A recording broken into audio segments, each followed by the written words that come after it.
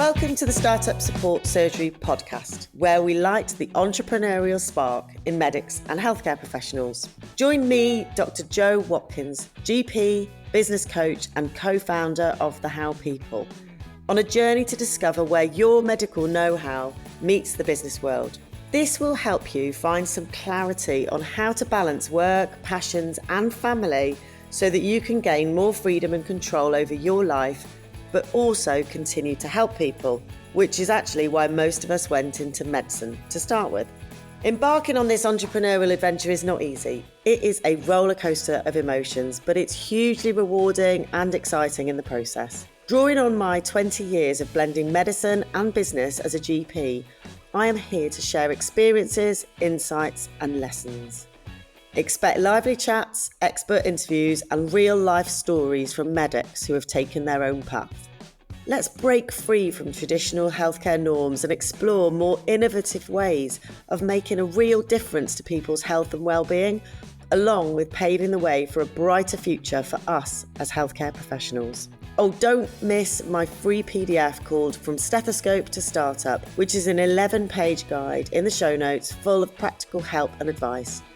This is your roadmap to kickstarting your journey with us. Enjoy the show.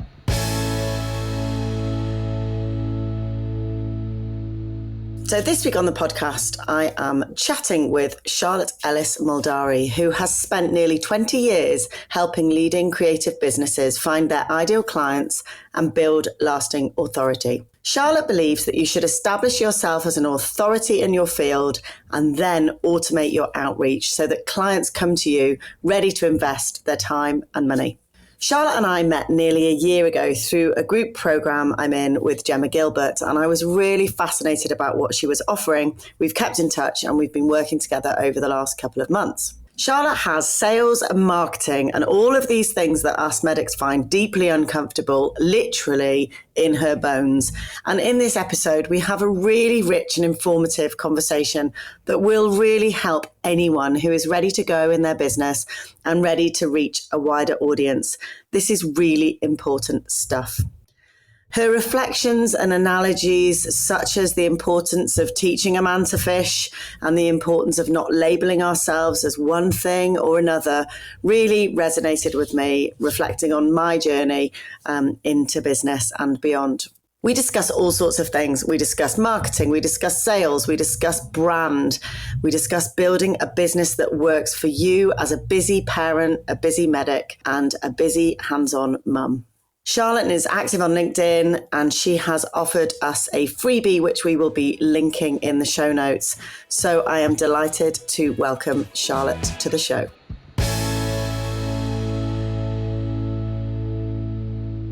Welcome to the podcast, Charlotte. Thank you. And I have to say, I'm really appreciating your backdrop. For the people who are listening on audio and don't know, Jo is currently on a desert island, according to Zoom. And that really resonates with the fact I just gave you. So lovely to be here. I love it. I know, I'm on my desert island that I kind of, every time I switch on Zoom, I kind of wish that I lived there, sort of. But I was just saying, it is a bit windy on my island, isn't it? It is. I can see why you're wearing a jumper. Yeah, there's a lot of movement. And I'd love to say that Swansea Bay looks a little bit like that today, but it doesn't. So before we get into the nitty gritty, the citizenship of two, where are those two countries? Britain and Italy. Oh, nice. Yep. Excellent. And the Italians made me work really hard to get that citizenship. It took me 14 years, but I won in the end. Amazing. And what about the 5 that you've lived in? Oh, okay. France, Italy, Cambodia, South Korea, and I'm going to include the UK as well. Fabulous. And before we went live, we were just talking about how we go about working and traveling, which is something we can touch on a little bit in the sort of Absolutely. body of what we're going to talk about. So it is brilliant to have you here. I have had the absolute honor and pleasure of working with you recently quite a lot. So let's just go back a little bit. As you know, I'm a doctor. You're in this world that us doctors look at and say, what does that actually mean? What does she actually do? I don't understand, because we've been programmed to only understand one thing. So tell us a little bit about the kind of people you help, what you do, and maybe a little bit about how we ended up working together. Yeah, absolutely. Well, is it okay if I just go back a bit and Yeah, give some context? absolutely. So just before we hit record, Joe was telling me that she wasn't aware of what a brand was until relatively recently. And I think this is really key to the story because I think we're really, really aware of what we know and the track that we're sticking on, and we're not always aware of all the other opportunities and the ways of doing things in the world. So I have been obsessed with brand.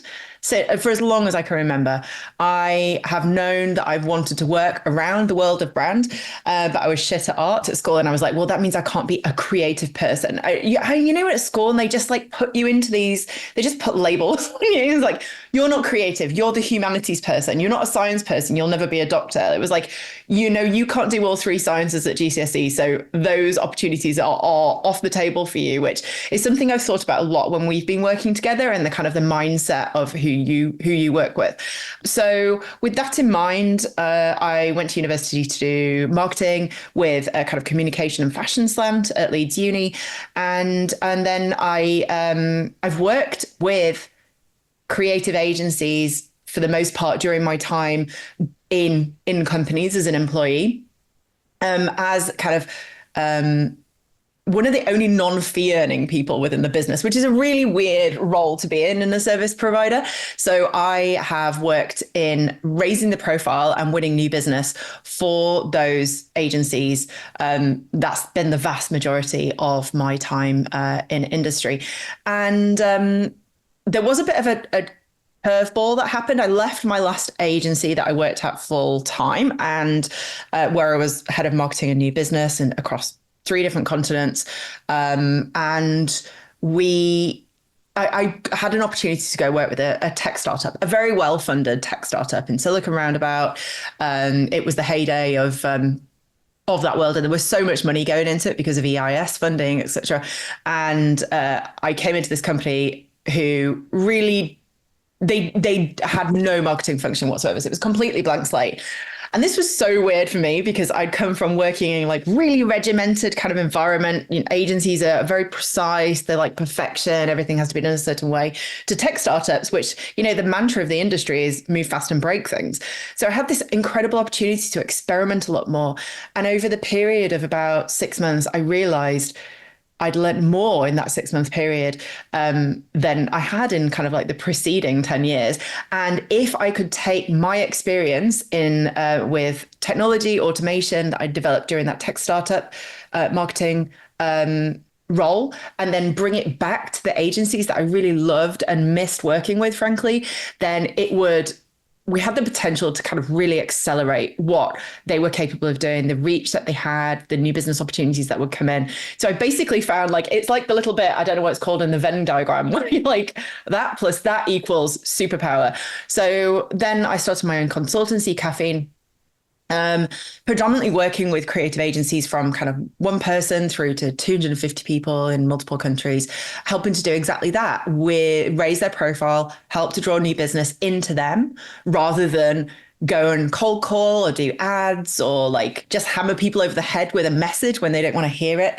Really position them as an authority so that clients come to them and they're visible in front of those prospective clients as well. And it was working really well. You know, I've had Caffeine for, I think, 10 years now, 10 years next year. And so it was going really well. And over time, I started getting more and more referrals, and I realized that it didn't just appeal to creative agencies, even though that was my stronghold. It really pretty much what I was teaching them to do and what I was implementing for them works for pretty much any service provider. We do a variety of things, but kind of the mainstay involves LinkedIn. And basically, if your client's on LinkedIn, it works for you. That is kind of the long and short of it. So, I mean, what a great story. And I think a really good example of, like you say, combining everything, looking at what you love, what you're good at, what the world needs, and getting out there and actually providing it in your own agency, taking everything that you've learned along the way. And that story is something that you hear about quite often in this sort of corporate marketing setting, but it's certainly not something we as medics do. We do the opposite. We just go down this very linear path of, escalating through the through the grades until we get to a Bands. point where we Yeah. then just stay in that job for the rest of our lives. And I Yeah. remember who has helped me from early days, finding that quite obscure, because he's like, in when you get to that point in business, you at least move company every 4 or 5 years, or Yeah. roll every 4 or 5 years to keep it alive. Whereas we're just in this either GP or consultant position for a long, long time. So hmm thank you for telling that, because I think it puts this in context. And we talked a bit about brand right at the beginning, and I told you the story of when I first started with my granola company 15 years ago. I knew that I wanted to make this thing, and I knew what it was, and I knew what I wanted to be called. And somebody said, well, you can get a grant for branding. I was like, what's branding? And they were like, well, to like make it look nice on the label. I was like, oh, right. I thought I just did that on, I don't know how I thought that happened. And a branding consultant, Lucy, Ali Hopper, who's still around, she's amazing. She came round to the kitchen table and she was asking me what brands I liked. And I was like, I don't really even know what a brand is. And she was like, right, okay, we've got to start basic. Go to the cupboard, get your ketchup, get your beans. And she was brilliant. So we don't know this stuff. And I think sometimes we enter this world of business, we suddenly feel like literally a fish out of water. So learning from people like you is really, really important. But branding is essentially, the look and the feel of your business, isn't it? And why somebody's going to come to you over somebody else. Yeah, absolutely. Yeah. And then the LinkedIn thing I'd like to talk about a bit more. So in terms of the branding and how we market ourselves, can you just tell us a little bit about that as little people that are, people with a lot of knowledge that are going out there and feeling like little fish in a big pond? Yeah, absolutely. Well, it's interesting you mentioned the two reference points for Heinz, weren't they? Well, I spent the majority of my in agency career. So when I was working within bigger agencies, they were predominantly brand and packaging design companies working with FMCG brands. Now, that is a whole lot of words, but basically it means things you find in the fridge, in the cupboard, things you find in the supermarket. There is such a phenomenal amount of money and thought and psychology. And I mean, it's mind blowing how much energy is put into what the package looks like on the shelf. Honestly, I could spend 3 episodes talking about that. It's fascinating to me. But what I do predominantly now is not on behalf of brands that are consumer facing. It's working with things that lay people buy in their spare time. It's working with service providers and businesses to shape their personal brand, their company brand through not necessarily what it looks like. We're not in fact, not at all. We're not really an agency, more consultants, to be honest. We very much have a teach a man to fish approach, help you get things set up. And so you can continue to manage them internally rather than do it for you, because a lot of small to medium-sized businesses don't, for various reasons, either financial or control reasons, don't want to be working with an external provider in the long term. And I certainly felt that way when I was in agency. So what we do, how we shape that brand from a business perspective, and just thinking about what would be most useful to your audience. I think so. It's really interesting. I now serve a lot of branding and marketing agencies. I mentioned they're not the only people that I serve, but it's fascinating how they can do this all day long for their clients and they can't necessarily do it for themselves. And I just want to say that's universal. Okay. If that feels familiar, like it's like parenting. You can parent other people's children all the time. Yeah. And like, for example, most of my family works for the NHS. I grew up in my mum's house. She didn't own a thermometer and sent me to school for 2 weeks with glandular fever because she refused to believe I was sick. So it's like, I don't know what you're talking about. Never do. The things that we practice at work don't necessarily apply, do they? When we're looking at our own world. So that's the point that I kind of want to make with that.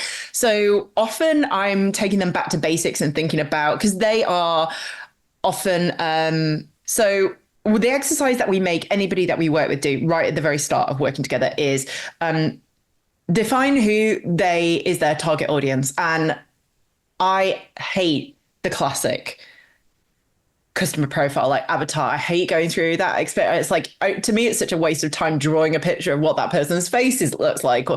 But we do it through LinkedIn, which really focuses the mind, because that's ultimately what we're going to be using in the long term. So we use a tool called Sales Navigator. It's a paid tool within LinkedIn. That is the main expense in terms of what we recommend clients to do. And it comes to, I think, around £800 a year at the moment. Best money I spend in my business. Well, I'm sure we'll get onto that later on. But we use the filters within Sales Navigator to really define down who our target audience is. On behalf of the client. And then once we've defined that down, and trust me, that's not a scary process. It's actually really enjoyable. If you like investigating things, it's like the Sherlock Holmes kind of part of the job. And I really love it. I'm actually in a spiral of doing that right now. Joe, we talked before we hit record about not being able to meet on another app. It's because I'm in Sherlock Holmes mode and I've got 20, 30 tabs open on LinkedIn because I'm doing this for a client right now, just ahead of our call. And once we've kind of defined who that audience is, then we speak to that audience. And I promise I'm getting back to the point. So we do customer listening, and that basically is speaking with a list of questions to people who've either worked with you or are prospectively would work with you in the future. You know, they're your kind of target person. And we ask them a series of questions, which is designed to really get under the skin of what their hopes, dreams, fears, pain points, challenges are, and more. We pull all of that together, and then we analyze it and pull out key themes. And that is really what's at the heart of creating a client-led brand. And by that, I don't mean you're just kind of like following behind them like a little sheep. It's making sure that your brand is consistently speaking to the challenges, hopes, fears that your prospective client has. Otherwise, it's just going to fall on deaf ears. And if you do that, people think that you're psychic. They think that you understand them to their core. Like, how do you know this stuff? That's exactly me. And it's really funny. It's because they've just told you, and then you're repeating it back to them. So that is kind of the foundations of how we help to develop what your brand personality will be like in terms of your marketing and your content as a service provider. Brilliant. And I think this, everything you're saying, I'm kind of seeing the imprint on the stuff that I talk about within my program. And I suggest people get on as many calls as they can with their ideal clients or the type of people that they think they want to work with. Yeah. It's only when you get in front of those people and ask those people the right questions that you really understand what their problems are and how they're feeling, because otherwise you're creating, quite often, in my experience, for sure, you're creating a solution to a problem that you have potentially, but you haven't really gone out there and interviewed anyone else. So it's almost like you've got a case study of one, which is generally, quite often a problem that you've come across yourself, and you've gone out there and created what you think is the solution to the problem without doing the interviews. So getting in front of people, and that's what you're doing on a much bigger scale by doing this. Yeah. And do you mind if I just say a few more points about that? Because there are a few tips that I think will be helpful. So first of all, you would not believe how many people think that they can skip this step and it's not relevant to them. It is the biggest mistake you're likely to make. If you don't get this foundation level thing done, and I know it's a bit scary, especially, and I have this complete fear around speaking to my own clients because I'm scared, what if I didn't perform, or what, just classic self-esteem, self-confidence things. Yeah. So I get an independent person to do this. For the most part, I'm massively over-delivering and it's not actually a concern. But, I'm not saying I'm immune to it is what I want to kind of communicate there. But do not skip it. Just like feel the fear and do it anyway, or get somebody else to do it for you, or speak to people you haven't actually worked with but are your prospective audience, because then you don't have to worry about what they say about the experience of working with you. A couple of points that I really recommend to kind of encourage you to do this. Well, we give our clients a list of questions to ask. Often the conversation becomes more organic, but you've got questions to kind of come back to make sure that you're kind of covering off the points that you need. And I really recommend going in with structure and doing these calls, not necessarily in person, but on Zoom, like we're speaking right now. I have this incredible tool plugged in. It's from free. It's called Fathom. I don't know if you've heard of it, but it basically sits in the room with you and records what you're talking about, creates a transcript afterwards. You also have the option to kind of click bookmarks if a point came up that you really want to remember. But basically, you can focus on talking, not note making. And that's really crucial because this is the time to be curious and to really kind of probe. You don't want to be thinking about formulating your next question, not really listening to the answer, because probably there's kind of kernels within. It's the classic psychologist approach of, and what else? And what else? You know, like you keep asking that, you get to the really, really juicy stuff. So you want to be able to focus so you can ask the what else at the right points. And also, I recommend, like most of the people that I work with carry around like a moleskin notebook to all their meetings. I don't know if you've probably got one on the table, you can relate. I just recommend on the very back page, like jot down whenever a client, you know, outside of a customer listening environment, jot down when somebody complains about something, you know, not just your kids, but somebody you'd like to work with, or they talk about what they'd hope to do, or a trend that they're concerned they're not focusing on, or just anything. And that is a really good resource when you're thinking about content creation, be it podcast episodes, lead magnet, website content, social media posts, just that start with that. And then the final thing is, once you've got all of that and you come in to analyze it and you're looking at this huge document of transcripts, this is where it's really helpful to use something like ChatGPT, again, from free, put in all of the gumph, like from all the transcripts from the phone calls, all the notes you've got at the back of your moleskin, and ask it to analyze it and kind of group it. So that you've got kind of key themes coming through, and then you've basically got the foundation of what you should be saying to your audience. Brilliant. Absolutely brilliant. Those are fantastic take homes, guys. And I'm going to link those things that you talked about, Fathom, I think, and the use of ChatGPT. Again, most medics come out in a visible rash when I mention ChatGPT because that's like, what's that all about? That's going to take over the world and it's really scary. I mean, in terms of like, you know, getting through those idea blocks, generating content from what you've got already, signposting you, breaking things down for you. I mean, it's just unbelievable. But I want to come back to a couple of things that you have mentioned, and I love what you've just said. I think it's really, really helpful. I want to come back to this teach a man to fish concept that you talked about. And again, when we step into this entrepreneurial world as doctors, we often absorb a huge amount of information from huge numbers of experts, generally lots of very glossy people telling us how easy it is to make money while we sleep, how, you know, you can get to 10K months within 4 months and then leave your corporate job, and how life is so much better and glossier on the other side. And I find a lot of people come in with a complete feeling of failure because they've not achieved that in a very short length of time. Yeah. And I think some of this is put down to, you know, I've got to be able to outsource everything, or I've got to learn to do everything. And I've had both of those extremes within my business career. One, you know, initially I did everything myself with the granola. I didn't outsource anything. I didn't really know what I was doing. The whole concept was alien to me, through to the How People, where we outsourced a lot and grew a team very quickly. And that has its different challenges. So how important is it for us to do the things in business, for us to understand these things rather than just letting go of everything? Because surely there's something here about longevity, isn't there? Like we talked about podcasting, for example, and getting kids to help. And, you know, can you speak a little bit about doing it all yourself versus outsourcing?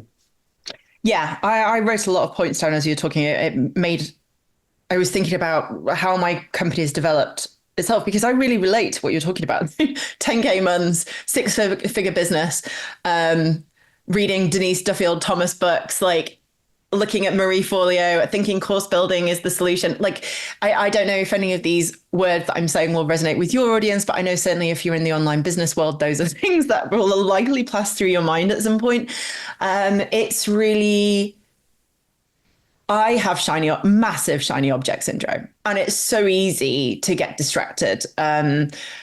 So I'm going to say a few things. They all kind of relate back to each other. I think at the center of what you talked about was this kind of idea of growing a team. So a lot of people think growing your revenue equals growing your team and enlarging things that way. I think it's so important. This is why we do the teacher man to fish approach. Started for a couple of reasons, because agencies have a really high level of need of control. When I was in my last agency role, I had £250,000 a year budget. Like, it was not insignificant, but I ended up sacking all the external agencies and support we were using because we were redoing everything, because we had such a high need for control and having it just so. I was like, this is not necessarily me, but this is the reality of this work environment. So actually outsourcing doesn't necessarily work for a lot of audiences. So don't think that growing a team or getting extra support is necessarily going to be the key for you, and is really kind of tied in with this success and growth. The other thing about that is it's super important to have done it yourself first. Like, if you don't know how to do it, you will not know how to outsource it in the most efficient way. You will end up wasting money, time, energy. You will write off that channel, whatever. I'm thinking, if it was a marketing channel you were outsourcing, like podcast or social media, you will end up saying, oh, it doesn't work because you haven't briefed that person properly. It doesn't mean they weren't a good person. It doesn't mean it wouldn't work for you. So I think it's really important to try things for yourself first and understand what is important. Now, that then is mind-blowing to the average entrepreneur, because that means that you've got to do everything, and you don't. So bringing it back again, I think it's really important to understand what are the essentials, what to focus on. And when you do have shiny object syndrome, or it's just overwhelming, you start entering this world and there are so many messages and you're like, okay, I will focus, but tell me what to focus on. It's really hard to find somebody who's genuine and has walked the walk, much like you, Joe, and is able to say, no, I can tell you that's a dead end, but you should be focusing on this. You should be thinking about that. And that is what I offer to my clients as well. It's like, those things you're doing, I did those. We didn't see any return from it. This is what is offering return. So I recommend starting with that.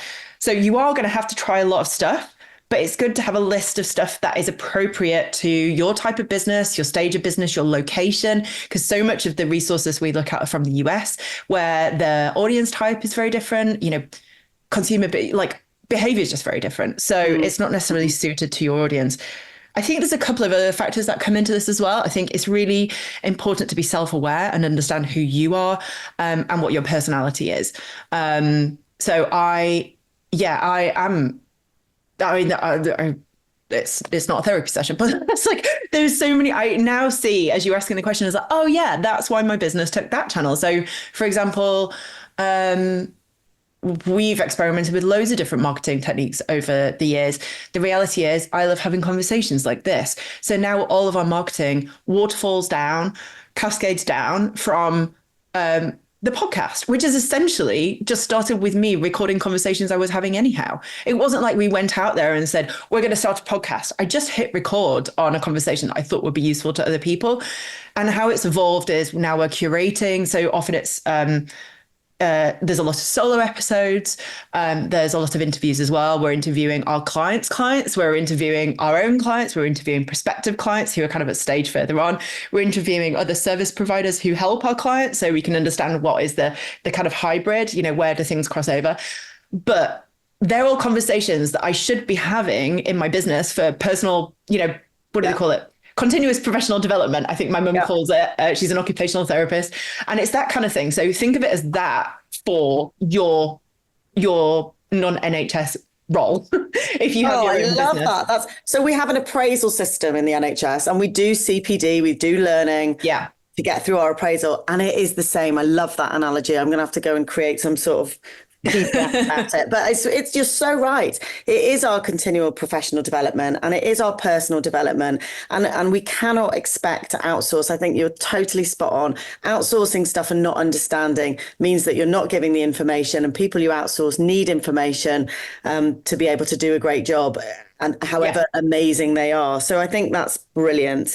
Can I add a couple of more things into that? Yeah. Sorry, Yeah. I just wanted to say as well, it's not just about your personality, it's about the reality of your life. So the other thing was, I was looking to a lot of people when I started my business who are single and don't have kids and don't plan to and have all this time to dedicate to their business. I have two small children. I work part-time. Those things are not going to change. They're non-negotiables for me. It's really important to me that I work, but I also need to spend time with my little people and be at certain pickups and drop-offs. Not all of them. I need to be flexible so I can go read to my daughter's classroom when I'm invited to it at 9 a.m. on a Wednesday morning. They never give us enough notice, but I'd like to be able to participate in those things. So it's really important to me that I don't create in marketing my own business. I don't create a really rigid structure that doesn't have flex. So like I said, those conversations that we record for the podcast are ones we would have anyhow. They then become our podcast. They become the transcript is the starting point for our blog post. It's the starting point for our email that goes out, or multiple emails, and all of our social media content, both posts and snippets, our new LinkedIn newsletter. So it's just one conversation, and then everything flows down from that. So be realistic about your time, your personality, the things you should be doing anyhow, and how they can things can overlap, Yes, that's brilliant. Absolutely brilliant. And this, I think people that are established, they know who they want to help. They're out there. They've got their first 5 paying clients. They're maybe looking towards how to introduce group programs, courses, that sort of thing. Once you know who you're talking to, this is fantastic advice. And I'm starting to see that myself in these conversations that I'm having, collaborative things that I'm doing. It all links together. I think for those who are very early days, this is a conversation to listen back to as you go through your journey, without reaching out to some of the shiny American opportunity listen podcasts that are out there. This is real life, 2 mums talking about how they grow their business around their family. And I'm as guilty as anybody is of occasionally thinking, God, I've created a business that, now I'm sitting in front of Zoom all day while my daughter's doing her work on the kitchen table, and I'm kind of popping in and out. And, I've got that flex to cancel for sure, but I've created quite a rigid day. And I think sometimes you do create yourself a job that means that actually nobody else can actually do what you're doing anyway. So you've got to be mindful of what you're creating. And I really bang on about that. Personality type, what you want your life to look like, what you're actually signing up to. Brilliant. Love that. So we are going to just touch on, before we wrap up, we're going to touch on this organic reach versus paid reach thing. Mm-hmm. This is how we came to work together. So I always say to my clients, your business and getting what you do out there is going to take time or money or both. And, you can stand with a loud hailer outside your house and shout, or you can use some of the tools that are now available, particularly for an online business. So I started off looking at Facebook ads, and I've done some Facebook ads, but I've done that for a couple of businesses, and I've got some amazing people in my world that help with Facebook ads. But I've realized that my clients, entrepreneurial medics, are not on Facebook. They're on LinkedIn. They might be on Facebook in their WhatsApp feeds, but they're on LinkedIn. I've been working with Gemma Gilbert. You and I met through Gemma, and you put something as a suggestion to me. Do you want to tell everybody what that was and how that's looked for us? Gosh, I think we first started talking specifically about this in February, and then lifed, and we didn't really do anything about it. Or rather, I didn't really proactively do anything about it for quite a long period of time. And then we were pivoting our business to more directly, target beyond agencies. Because like I said, agencies were naturally, we were targeting them, but naturally through referrals, we were getting different kinds of business. And I realized I was really enjoying working with individuals who have more kind of sovereignty in their business and ability to make decisions, and are really clear about who they're serving, because they're probably working for a very specific niche, just like you are, Joe. So what we worked to set up is what I would recommend. Anybody who works with somebody who is a professional, or so service providers who work with professionals, whether they are employed or self-employed or kind of thinking about becoming self-employed, LinkedIn is likely to be the place where they're hanging out. And LinkedIn is a massively undertapped resource in terms of building your audience and finding clients without spending a fortune. So to give some context, the first 5 years, no more, 8 years of my business, we only use LinkedIn. We only use what I've set up for you in order to win clients. And it was enough. And then I got all ambitious after I came back from my second maternity leave. And I was like, we're going to grow, we're going to take over the world. And spent a load of money on Facebook ads the hard way. And now I'm redoing that. I've not given up. It's not something to give up on, but it's a really easy way to waste a lot of money. Probably too early on in your business. And LinkedIn, I would say, think of it as a kind of sandbox to try things out that ultimately you'll be able to move across to and scale up on meta ads, because there are kind of caps in terms of what you can do on LinkedIn that don't exist on other platforms where you're actually paying for traffic. But it's a really good place to test things out, test out theories without spending a fortune. And you know what, it might just work and you might not need to go to another platform. And in which case, amazing, because I mentioned before that Sales Navigator is £800 a year.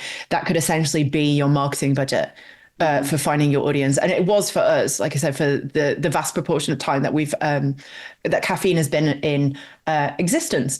So, sorry, the original question was, what have we done, right? Yeah, I mean, I think that's what we've done, isn't it? We've gone out there and tried to find entrepreneurial medics through I don't think we need to go into the full details, but it's getting, that's, like you say, service providers who are helping professionals having a system to get good leads. And this whole leads word sometimes makes people uncomfortable, but if you've created a business and you're offering a service, you need to find the people that need the service. There are people out there that need your product. And it's about finding those individuals on LinkedIn as opposed to Google ads or meta ads. Yeah, absolutely. And there's so much terminology around sales that makes it really scary for people who haven't necessarily had sales as part of their business before. But if you think of it as the people who, hopefully you're targeting people who would likely work with you, and then you're hoping to engage and get on the radar of people who might work with you at some point in the next 5 years. And then there are the kind of much smaller number of people who will be ready to work with you right now. And I think this can be shocking for people who haven't done sales and marketing before. They just assume that they reach out, you create this thing, and they will flock. And oh man, I can't tell you. I did marketing at university, and I'm still constantly let down by the lack of flocking. So you just anticipate you're going to have to build a long runway in your business in terms of outreach. I was having a conversation the other day with somebody who said they're a strategist. They work with really huge companies. And they said they believe, after the many years in business, that a founder should be spending 70% of their time on marketing and sales, which is petrifying. For the majority of those people that applies to, they probably think that's not why I started a business. That's not why I'm in charge of this thing. And essentially what we've helped you to set up on LinkedIn, the way that we recommend to most people as a starting point in terms of marketing and outreach, so you can start getting on the radar of those potential clients, has the ability to be automated, which is amazing, because it means that, yes, you are effort-wise, your business is spending 70% of its time doing outreach, but physically, you're not doing any of it. You're responding to the people who are genuinely interested in what you're offering. It also makes it less scary because, even for somebody who's spent their whole career in marketing and sales, I still get sweaty when I pick up the phone to make a cold call. No one feels good about necessarily doing that kind of outreach. So there's a couple of things, not just automation, because the automation is doing it on your behalf and you're only responding to the people who are interested. But we also, and the part we haven't talked about here, and we haven't necessarily done with your business, Joe, is we create something you're going to be reaching out with that you're really proud to reach out with, because you know that it's genuinely something that serves the audience, which brings us back to that client listening exercise at the beginning. If you've really listened, and it doesn't have to be hard, it's often called a lead magnet. I don't know if your audience is familiar with that term. Could be a PDF. I actually have a book. Don't feel like you have to do a book. My very first lead magnet was a 5 email sequence, which was 1 tip a day for 5 days about how to attract clients to your marketing agency. It was just that. It wasn't overwhelming, and actually had a much better success rate than some of the some of the much longer things that I've done since. So create something based on what you did when you listened in, that will serve that audience, and reach out to them and say, hey, I created this thing. I thought based on, your profile, I thought it might be of interest. Would you like a copy? So you're not like hammering them with your work. You're offering something that is of value to them, which is another reason that our clients are proud to get in contact. And I think that summarizes it. I think the majority of the people that we work with, to kind of give you some context, they're service providers, they serve professionals in some capacity. But the things that unify them is they have fear around sales and new business and marketing. They don't have a lot of time, they don't have a lot of money, and they don't really have an idea about where to start. And that's ultimately who we serve. This is this kind of LinkedIn practice that we're talking about. And we take our clients through all of those stages, by the way: defining your audience, building your list, doing the client listening, building something that will be of value to them. So building a lead magnet, and then reaching out to people, and then automating it. And then what you do after that point. So we take you through that whole process. So if you were in a position with your business where it might even be concept, you might not even actually have a product or an idea, you might be looking for evidence to leave your job, then this would also apply for you. You can go through all those steps and kind of do proof of concept, basically. Yeah, amazing. Fantastic. Amazing, amazing, amazing. And I think there'll be various people at various points on that journey. And I think for the people that were within my program who have kind of gone from that like medic who's really struggling to see how they can do anything, through to us sort of collating ideas and bringing together and getting out there and finding that proof of concept, they're often at a position where they've got an audience that they want to help, and they've often got a lead magnet that they have put a lot of time and effort into it. And I think for those people then to get out and find their audience. But as I've experienced, I've been like, oh, is my lead magnet exactly what I want? And you find yourself like sort of procrastinating a little bit, and you've got to believe in yourself enough to get started with something, even though it might not be perfect. And you've mentioned a couple of things about, things like the numbers of people that you need to bring into your audience who might want to get a free thing, who then might want to get a paid thing, and then a bigger paid thing. We could talk for hours, but I think it's a conversation maybe for us to have, like a follow-up conversation in 6 months or so, once we've done this for a bit longer and seeing how it's going, to kind of feedback with some results maybe, because I think there's a lot in this episode. So I think, I normally ask for advice at the end, but actually I think we've done this the other way around. We've gone with advice at the beginning. I think if I can offer one piece of advice, and it just touching on what you said, seek completion, not perfection. It's never going to be perfect. There are so many things in my book. You should see the Asana board between me and my assistants, which is like all the things that I want to fix in the business, or you make shinier or better. Yeah. But if you wait, nothing will happen. So imperfect action, start before you're ready, all of those adages, think less, do more. Yeah, these are the keys to being like, to kind of getting moving. A boss once said to me in my second day of a job, I was absolutely petrified. It was really scary. It wasn't what I'd anticipated. And he said, Charlotte, when do we learn to cycle? It was like, he wasn't British native. And so his English was a bit like unusual, but he was basically saying, when can you actually begin to kind of cycle? And it's like, when you get your momentum up, when you start moving, like if you won't take your feet off the floor and you won't just continuously pedal, then you're not actually going to do the thing. And I at the time I was like, what the hell is this guy talking about? And then in my leaving speech, I actually kind of said it back, and it was like, that was the best bit of advice I think I've had, because you need to do something in order to iterate and improve. So just start. Yeah. Brilliant. Amazing. Well, I will link you up in the show notes, everything that you've talked about, website, LinkedIn, and people can just reach out and get in touch with you if they're interested in finding out more. Yeah. Absolutely. I'd love that. Okay. Thank you so much for your time. Bye-bye. Bye. I hope this episode has sparked some new ideas or challenged your thinking. Transitioning from medicine to business is not easy. It's about adapting our skills while embracing the unknowns of entrepreneurship. It can be nerve-wracking, but remember, you are not alone on this journey. Please feel free to reach out to me via direct message on LinkedIn or Instagram, or just shoot me an email at joe@bendylegs.com for support. And don't forget to grab the free PDF from the show notes, From Stethoscope to Startup, which is your go-to guide and resource for diving into entrepreneurship. Many thanks for tuning in. I will see you next time. Thanks for spending your precious time with me.